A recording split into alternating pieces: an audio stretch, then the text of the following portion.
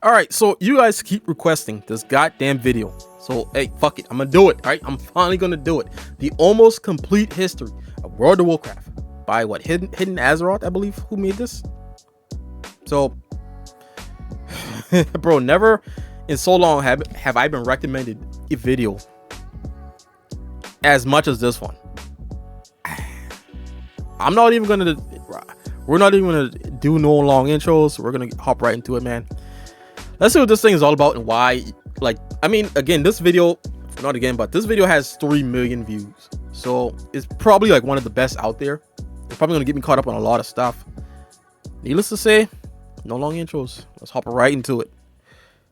So you're new to WoW and want to know what's going on, or you're just trying to figure out which Horde you're a part of. Here's the entire history of Azeroth in 23 minutes. All right. Way back at the start of the universe, there were Titans, which are gods born out of planets, kind of. The Titans formed a pantheon, which went around looking for more baby Titan planets called World Souls. Okay. One of these planets was named Azeroth, currently inhabited by a bunch of elementals. A mysterious group of beings who wanted to kill the pantheon, named the Void Lords, were also looking for world souls and sent their servants, the old gods, to go find and corrupt them. Some old gods found Azeroth and started bleeding bugs on everything.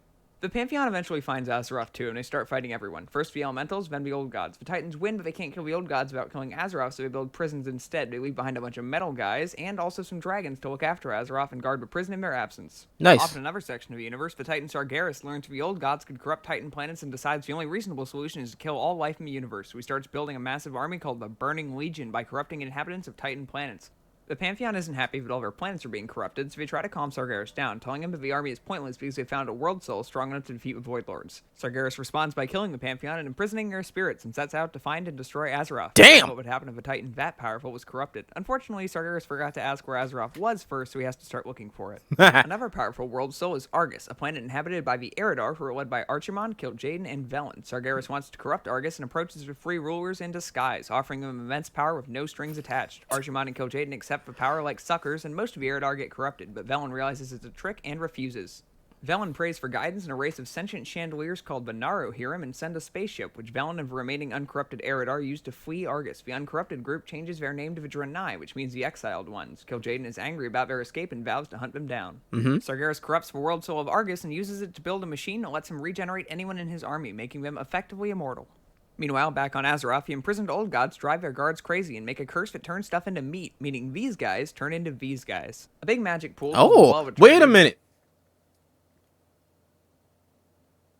So, like, all the ancient... Meaning these guys. That's how the human race was formed? Huh. Guys turn into these guys. A big magic pool called the Well of Eternity that was left behind by the Titans starts hyper-evolving deer and squirrels into a race called trolls. The trolls dub themselves the Zandal.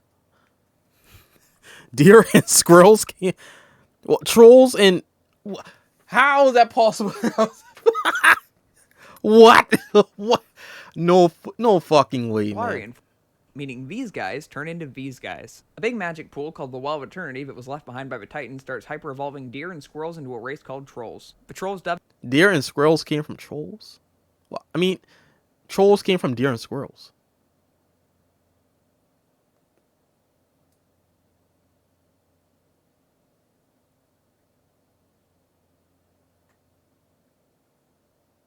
Of themselves the Zandalari and form the Zandalari Empire, which has a strict caste system. The lowest caste decides that being in the lowest caste sucks and leaves to form their own empires. One of these empires settles by the Well of Eternity and evolve even further, transforming into elves. These newly formed elves create the Kaldorei Empire. Led by Queen Azshara, they use the Well of Eternity to gain magical and technological superiority, allowing them to swiftly defeat the Zandalari and take over Kalimdor. The Kaldorai's excessive use of a Well of Eternity lets Sargeras magically access Azeroth, but he still has no idea where it is in physical space, so he needs to rely on opening portals to invade. Since he needs a powerful mage to open the portals, Sargeras reaches out to Azshara and offers her a place at his side. Azshara agrees and uses the Well of Eternity to summon a Burning Legion into Azeroth. The dragons in an elf rebellion led by Tyrande Whisperwind and brothers Illidan and Malfurion Stormrage fight to stop Azshara in the War of the Ancients. Attempting to gain power against the Legion, Illidan pretends to join Azshara's forces. Sargeras is so grateful he stabs out Illidan's eyes and gives him cool demon vision. This allows Illidan to see the true power of a Burning Legion, and he begins to fear their defeat on Azeroth will ultimately be pointless. One of the 5 aspects, named Neltharion, is driven mad by the old gods, who convince him to steal the other aspect's powers by making a weapon called the Dragon Soul under the guise of fighting the Legion. Once the weapon is built, Neltharion blows everyone up with it. He changes his name to Deathwing to show off how edgy and cool he is. Malfurion steals the Dragon Soul and hides it. Deathwing is sealed in Deep Home, a big cave at the core of Azeroth. The rebellion shuts down the portal and... Bro, like... Damn.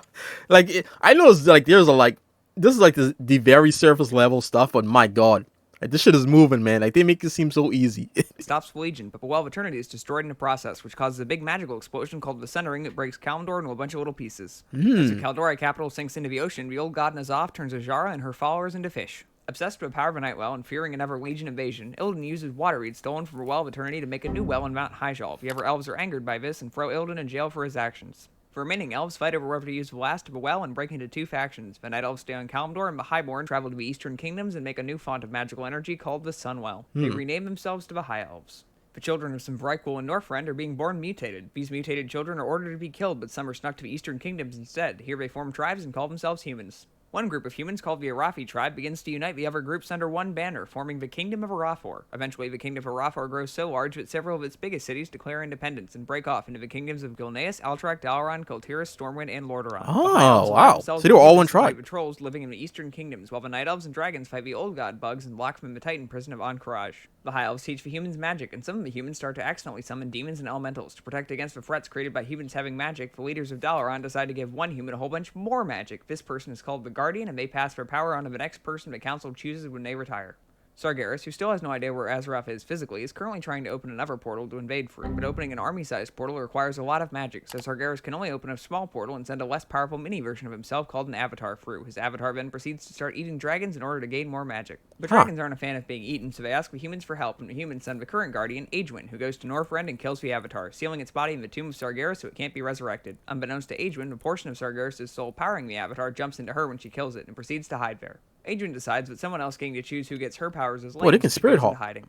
Remember Velen and those goats on the spaceship that were fleeing the Legion? They just crashed onto a peaceful planet called Draenor and made friends of the Orcs, a race of shaman who are happy to share their planet. Everyone is friendly, and these two races are sure to be lifelong pals. Back on Azeroth, the dwarves are living inside a mountain when their king dies, and suddenly everyone wants to be the new leader. The War of the Three Hammers breaks out, and the dwarves split into the Bronzebeard, Darkiron, and Wildhammer clans. The Bronzebeards win and take over Ironforge. Angry over losing the war, the Darkirons try to summon elementals to kill the other clans, but they do too good a job and accidentally summon Ragnaros, a Fire Lord, who traps the Darkiron dwarves inside a Black Rock mountain and forces them to act as his slaves. Aegwynn is still in hiding and just had a child named Medivh. Unbeknownst to her, the latent fragments of Sargeras' soul jump into so that's how Medivh got into...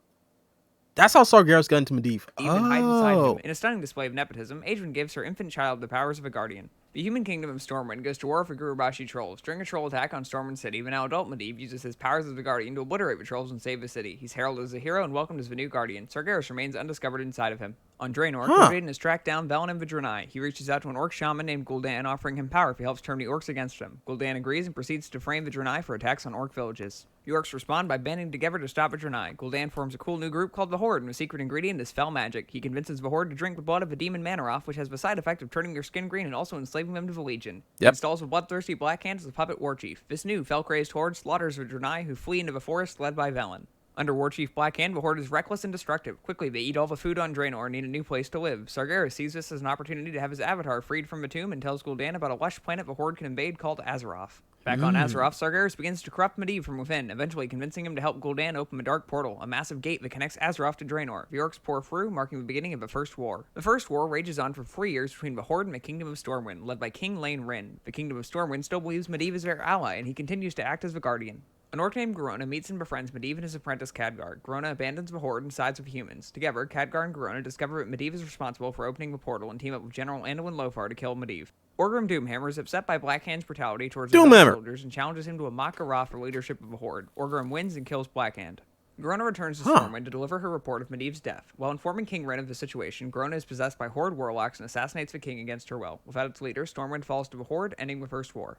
The survivors of Stormwind flee north to Lordaeron, where Anduin Lothar convinces the other kingdoms to assist. Together, they begin to plan a second war against the Horde and unite into the Alliance of Lordaeron. Meanwhile, Doomhammer's Horde marches north from Stormwind towards Ironforge to get resources. The Horde fights the dwarves and gnomes, leaving them trapped in their cities. The Horde continues north towards Lordaeron, but it's too well defended, so they head past it and poke at the High Elves and Quel'Thalas for a bit before turning around. Gul'dan betrays the Horde and leaves for the tomb of Sargeras with some soldiers. Fenny betrays Sargeras and ignores orders to open a portal, instead planning to steal the power of the tomb for himself. Sargeras doesn't like being betrayed, so demons eat Gul'dan.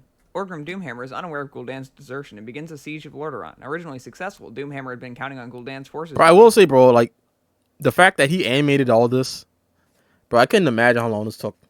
to re-assault, and when he learns they have abandoned the Horde, he's forced to undergo an incredibly costly retreat to Blackrock Mountain. Unaware that Gul'dan is already dead, Doomhammer dispatches the sons of a former war chief Blackhand, Dalrend and Maim, along with a contingent of orcs to slay Gul'dan. The pursuing human forces free the besieged dwarves and gnomes, who pledge their service to the Alliance. The severely weakened Horde makes their final stand at Blackrock Mountain. Orgrim Doomhammer kills Anduin Lothar to break the human spirits, only for him to be replaced by the paladin Turalian, who captures Doomhammer and rallies the Alliance into pushing the Horde back through the Dark Portal. Khadgar deactivates the portal, closing the gateway between Azeroth and Draenor and ending the Second War. Rend, Maim, and their contingent of orcs arrives at Blackrock Mountain after the Alliance departs and occupy the fortress for themselves. Fortifying the keep from attackers, they create the cool new Dark Horde, and the secret ingredient is dragons. The victorious Alliance rebuilds Stormwind, naming the adolescent son of Lane Rin, Varian, as king. The Alliance also puts the orcs they captured into internment camps. Orgrim himself is sent to one such camp. The High Elves, feeling that the protection of Lordaeron was prioritized over their capital, Quel'Thalas, leave the Alliance. Back on Draenor, the orc shaman Ner'zhul finds himself leading the remnants of the Horde on a still dying world. He plans to open portals to other planets to plunder their resources because it worked so well last time, but to do this, he needs to steal magical artifacts from Azeroth, so he reopens the Dark Portal, great work Khadgar, and sends a small group of soldiers through to retrieve the artifacts. They succeed, but the Alliance decides to go on the offensive, electing to send a group of soldiers led by Turalian, Khadgar, and some other people into the Dark Portal in order to end the Horde once and for all. Corrupted by the power of the artifacts, Ner'zhul opens a massive number of portals at once, tearing apart the fabric of Draenor and abandoning the Horde. The planet is destroyed and pulled into the twisting never, forming a floating landmass called the Outlands. In order to save Azeroth from the might of the now stranded Horde, Khadgar collapses the Dark Portal, trapping himself and the Alliance expedition in the Outlands. Presumed dead, statues of the leaders of the expedition are erected in the newly rebuilt Stormwind. Angered by Ner'zhul's betrayal of the Horde, wait, what did that say? Hold on. Stormwind. I sure these guys are actually dead, or this was a colossal waste of time. I mean, their deeds were still heroic. Their deeds were very heroic. Stormwind. Angered by Ner'zhul's betrayal of the Horde, Kil'jaeden turns him into an evil hat and a sword called Frostworm that have the power to raise the dead. Then he drops him on Azeroth in order to weaken the human kingdoms in preparation for a Legion invasion. He also gives Ner'zhul a few demons called Dreadlords to help... Wait a minute, so with Ner'zhul's spirit being in the Helm of Domination, like initially Ner'zhul, it said he was corrupted by a tomb? A tome? Bro, how corrupted was he? Because when Arthas and Ner'zhul's spirits basically combined, like Arthas's mind was so fucking twisted that he did everything he did. But I mean, in court, of course, like he was like encased in ice for like years. So, bro, shit. Like, how twisted did Ner'zhul's mind become from that tomb? So that like it kind of like really leaked over and affected Arthas's mind. Speed things along. In New Orcish internment camps, a young orc named Thrall befriends Doomhammer, and Thrall! They rally the orcs into rebellion and escape the camps. They build a cool new horde, and the secret ingredient is friendship, but Orgrim is Thrall the new war chief. Thrall leads the orcs to the lost continent of Kalimdor in order to escape the humans. During the voyage, they meet with the Darkspear trolls and Matoran, both of whom join the horde. Ner'zhul, now called the Lich King, has had a few years to get ready, and he's starting to build a following. He needs powerful magic boys to open a big portal, so he recruits the wizard Kel'Thuzad, and together they make a plague that kills people and turns them into zombies. They release it into the northern cities of Lordaeron via infected grain, and the Third War begins. Taranis Menethil of Lordaeron hears rumors of a plague to the north and sends his son Arthas and the mage Jaina Pradmore to investigate. They find that Kel'Thuzad has poisoned a recent grain delivery to the bustling city of Stratholme with a plague. Arthas kills Kel'Thuzad, and they head to Stratholme to stop the grain shipment. The duo is too late to stop the townsfolk from eating the grain, and with no cure for the plague, Arthas decides to kill the infected before they're turned into mindless undead. Jaina and abandons Arthas. Arthas purges the city and meets the Dreadlord Mal'Ganis, who taunts the prince, telling him to find him in Northrend. Arthas becomes obsessed with taking revenge on Mal'Ganis and follows him to Northrend, discovering the sword Frostmourne along the way. The sword consumes his soul, and Arthas is corrupted by the will of the Lich King, becoming an undead soldier called a Death Knight. Now minion of the Lich King, Arthas returns to Lordaeron and murders his father, King Taranis Menethil, while his forces destroy the city. The Lich King still needs Kel'Thuzad to summon Archimon, so he orders Arthas to stuff the dead wizard chunks in a jar. In order to raise Kel'Thuzad as a Lich, Arthas needs the power of the Sunwell, so he marches his forces north to Kel'Thalas. Along the way, he captures the Ranger General of Silvermoon, Sylvanas Windrunner, who he kills and raises as a Banshee. The Scourge storm Silvermoon and slaughter the High Elves, raising Kel'Thuzad as a lich and corrupting the Sunwell in the process. With Kel'Thuzad resurrected, the Scourge return south and raid the city of Dalaran for a magic book. Once they have it, Kel'Thuzad summons Archimond, who builds a sand castle and punches it, which destroys Dalaran. Remember that second Well of Eternity Illidan made in Hyjal? Archimond needs it to summon the Legion, so he and the gang head west to Kalimdor. Also, a big tree called the World Tree grew in it, and it made the elves immortal. Jaina and Thrall are both met by the ghost of Medivh, who says they need to stop Archimond at Mount Hyjal or Azeroth will be destroyed. Jaina leads the alliance to Kalimdor. On Kalimdor, the spooky Medivh ghost meets Jaina and Thrall again and tells them that the Alliance and Horde need to work together, but one group of orcs under Grommash Hellscream gets tricked by Manaroth into drinking more demon blood and become servants of a burning legion again. Jaina frees Grom, who kills Manaroth, freeing the orcs but killing himself in the process. The Night Elves find out that the Legion is invading again and join the fight. Tyrande, now the leader of the Night Elves, orders Illidan to be released from jail to help fight demons. Illidan promises he's done consuming demonic power to stop the Legion. Illidan then promptly consumes more demonic power to stop the Legion, eating the skull of Gul'dan and using the powers to blow up a Dreadlord. Tyrande and Malfurion are furious and banish Illidan, who runs off and sulks. The ghost of Medivh tells everyone that he's manifesting because he feels bad for opening the dark portal and wants to fix his mistake. The three armies pledge to stop the Legion and build a series of base camps in Mount Hyjal to prevent Archimond from reaching the well. Archimond completely bulldozes through these base camps and reaches the well, so the ancient spirits of the Night Elves, called Wisps, turn themselves into a bomb and blow Archimond and his army up. They also accidentally blow up a World Tree, so the Night Elves stop being immortal, but at least the Third War is over. Thrall heads south into the deserts of Kalimdor and founds the Horde capital of Orgrimmar, named after Orgrim Doomhammer. In the ruins of Kel'Thuzad, Prince Calphas Sunstrider destroys the Sunwell so it doesn't corrupt his people. Without the Sunwell, the High Elves go into magic withdrawal, and most rename themselves to the Blood Elves. About 10% continue to call themselves High Elves and break off to rejoin the Alliance. This schism becomes the single largest point of contention among the WoW player base. Illidan, still angry about being accused of serving demons, agrees to serve Kil'jaeden by hunting down and killing the Lich King, who's gone rogue. He teams up with some Naga and Prince Calphas and casts a spell which severely injures the Lich King. Ner'zhul the Hat realizes that unless someone puts him on, he will die from his injuries, so he recalls Arthas to Northrend. The Alliance rallies under Grand Marshal Garithos to push the undead out of the ruins of the Kingdom of Lordaeron, now called the Plaguelands. Due to the Lich King being weakened, Sylvanas breaks free from his control and works alongside them to retake the capital city. However, once the Scourge is defeated, she turns on her living allies and slays them. Claiming Lordaeron for herself, she unites the undead freed from Lich King's control into the Forsaken. Arthas leads Kel'Thuzad to command the remaining Scourge in the Plaguelands and returns to Northrend. Illidan battles Arthas in a final attempt to prevent him from saving the Lich King, but Arthas wins and puts on the hat, merging his soul with Ner'zhul and being frozen in a block of ice. Illidan retreats through a portal to the Outlands with Calphas and some of the Naga. Fearing the Alliance will attempt to retake Lordaeron from her, Sylvanas and the Forsaken join the Horde, hoping their military might will deter the Alliance. The Horde now consists of Orcs, Tauren, Trolls, and Forsaken. With the loss of Lordaeron, but recently... Yeah, bro, I never understood why fucking Forsaken... I mean, I get it, but like, Forsaken, I say we kick him out, man. I say we vote Forsaken out of the Horde. Fuck him. Fuck him. Even on playing Death Knight. Well, would Death Knight be a Forsaken? No, not really. Not really. Would they? Huh. Fuck them. The city of Stormwind becomes the new seat of the Alliance, which consists of humans, dwarves, gnomes, night elves, and a few remaining high elves. The city of Dalaran gets rebuilt and they put it under a dome. A night elf named Fandral Staghelm decides to grow a new world tree called Teldrassil so the night elves can keep being immortal. It doesn't work, but the night elves decide to live on it anyway. While traveling to a diplomatic meeting with the Horde, King Varian Wrynn is kidnapped. His 10-year-old son Anduin is named leader of Stormwind, with Bolvar Fordragon acting as regent lord. This marks the beginning of World of Warcraft. The armies of the Horde and Alliance have been greatly weakened by the Third War, so both factions begin to recruit new soldiers from among their citizens to depopulate the local wildlife. These citizens become known as the Champions of Azeroth and are the player characters in WoW. In Blackrock Mountain, Ragnaros starts summoning elementals, so the champions of the Horde and Alliance banish him back to the Firelands. Then they go upstairs and kill Rend Blackhand. On Kalimdor, Cthulhu and all the bugs break out of jail, so the Alliance and Horde build a stick and use it to break into bug jail to kill Cthulhu. We can kill old gods, but the Titans can't, because reasons. Off in the Outlands, Illidan and Calphas steal a floating chandelier ship called Tempest Keep. Velen and the surviving Draenei steal a piece of it and fly off into space. Kel'Thuzad builds a big floating box called Naxxramas that he's ruling the Plaguelands from. The champions of Azeroth break in and kill him. The remaining demons in the Outlands reopen the Dark Portal in order to invade Azeroth. They are beaten up immediately, and Azeroth decides to invade the Outlands to teach them a lesson. This marks the beginning of the Burning Crusade.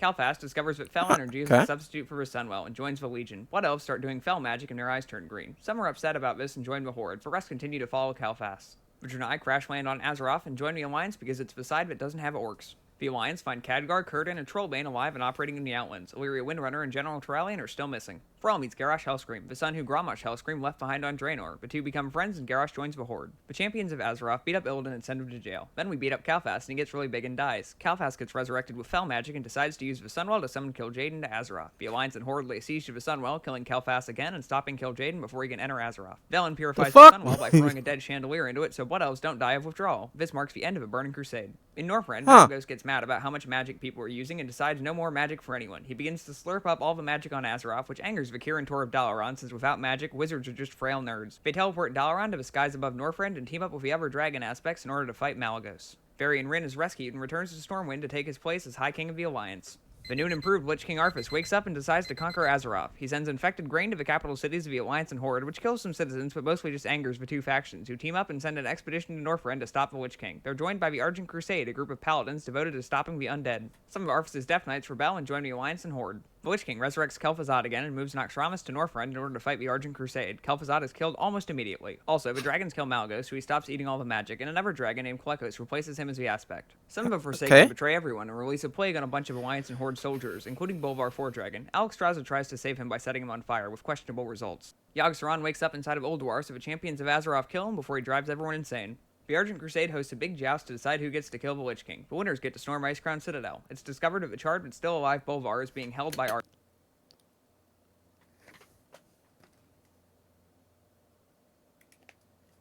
The Argent Crusade hosts a big joust to decide who gets to kill the Lich King. Why? Why? Why? Why would... Let's continue.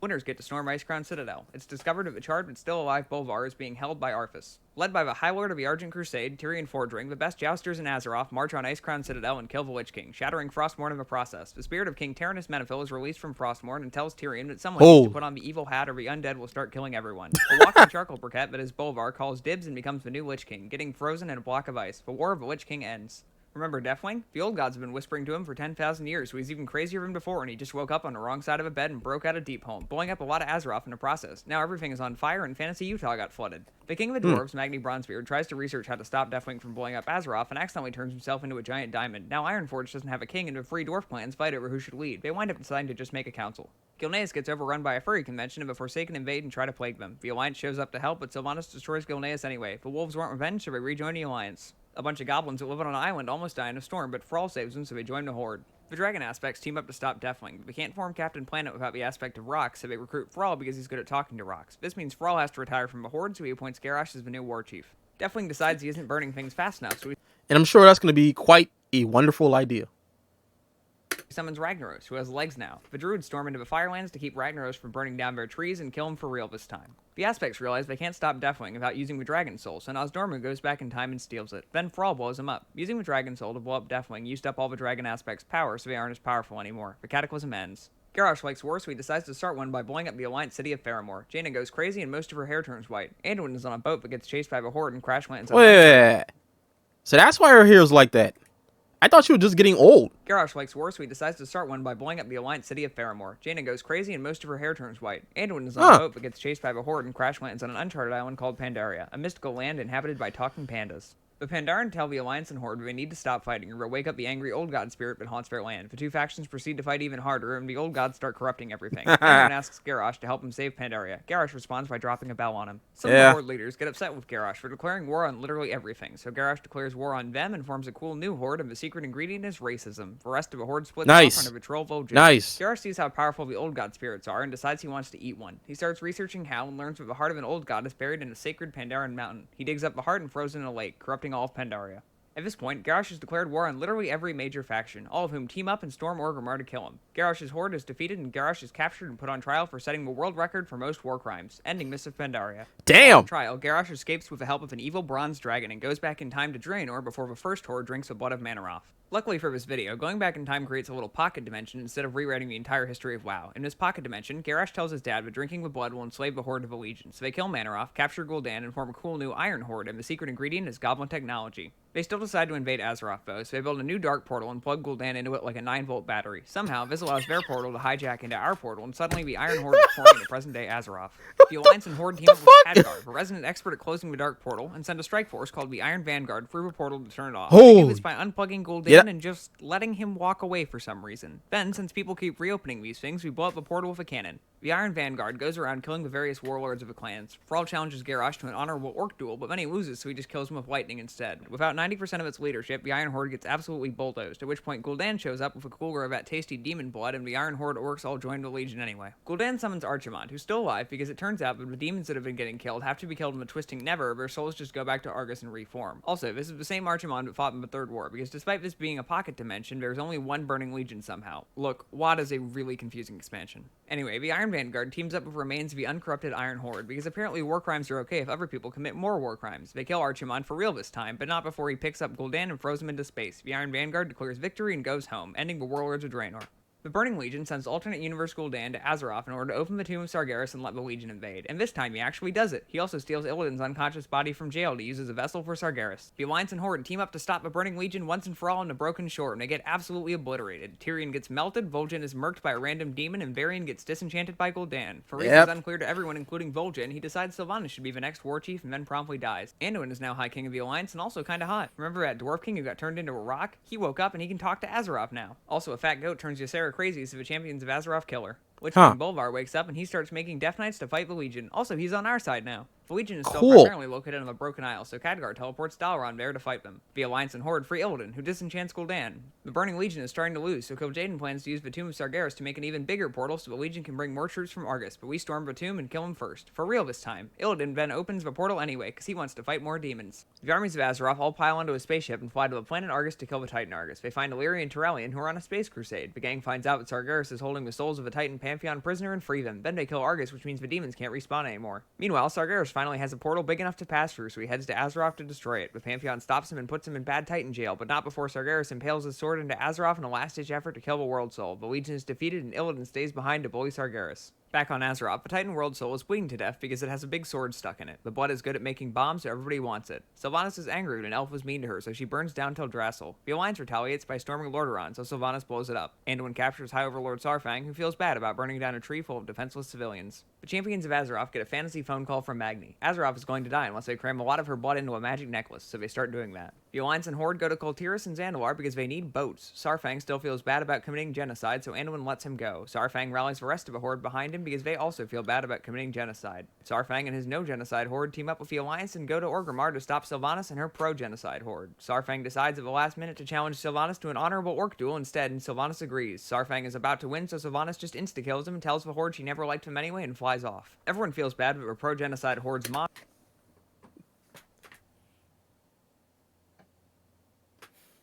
You guys already know how I feel about that cinematic.